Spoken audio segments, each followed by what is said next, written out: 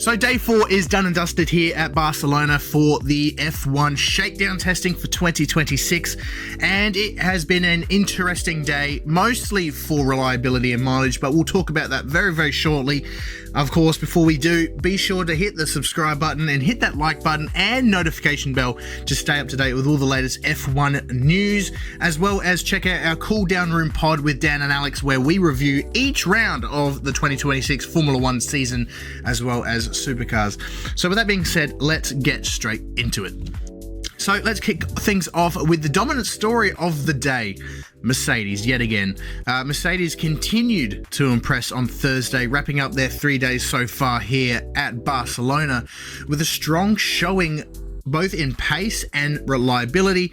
George Russell was unofficially fastest for the team with a 1:16.6 lap time, while Kimi Antonelli also continued his heavy running from earlier in the week, combining long runs with shorter bursts to dial in different power unit modes.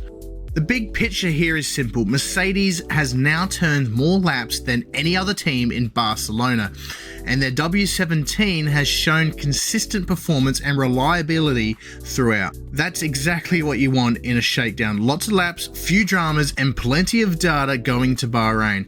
Antonelli himself summed it up well, saying the team's headed into the next test with high confidence and high hopes. Now, fun fact, by the way, Mercedes have apparently crossed the 500 lap barrier this week, which is pretty impressive given the new regulations, new engine. It'll definitely be really interesting to see if they are the team to beat this season. I'll be going back to the 2014 days.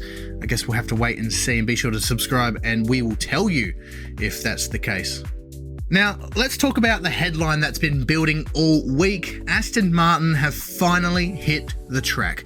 After delays earlier in the week and a very late arrival in Spain yesterday, the Adrian Newey designed AMR 26 finally broke cover, with a black livery, mind you, so we haven't actually seen the proper livery yet, so stay tuned for that. But Lance Stroll took it out for the first time in the closing stages of the session today, and only managed to complete 5 laps on a very limited program. It wasn't a performance day for Aston Martin. Their laps were slow and conservative, but the significance is huge. This was the proper appearance of the 2026 car, and the team will be pushing to get more mileage out tomorrow for the final day of the shakedown. Now, keep in mind as well, today was basically more of a filming day for the team, as this was when they debuted the car for the very first time. And keep an eye out tomorrow as well, because Fernando Alonso will be cutting some laps in that car as well. So, of course, we'll be covering all the action there. Over at McLaren, though, Oscar Piastri finally got some seat time in his brand new MCL 40 after Lando Norris's run yesterday. Unfortunately for McLaren, their day was cut short by a fuel system issue in the afternoon, limiting them to 48 laps and forcing the team to bring the car back into the garage to diagnose the problem. So unfortunately we didn't get to see it properly out in the afternoon, but Piastri was happy. He was happy to be back, especially in the brand new car, and the team stressed that they just need to understand where the issue is coming from so they can be ready for Friday's run. Speaking of fixing problems, meanwhile, Ferrari has had a problem-free situation today. They've been able to keep a solid program going forward with Lewis Hamilton back in the dry after Tuesday's wet running. Of course, they missed out yesterday.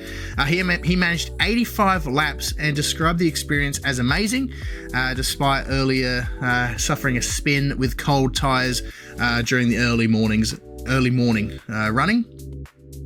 Racing Bulls were out again with Liam Lawson this time, continuing their testing and using up their 3-day allowance that they've been working through. And some teams didn't run today, Alpine, Audi, Haas and Red Bull. However, they're expected to be out for tomorrow's running, which of course is the final day before we head to Bahrain. Now that's it for day 4 testing. Of course, be sure to hit that like and subscribe button, and we'll see you next time for the day 5 and the final day of the Barcelona shakedown.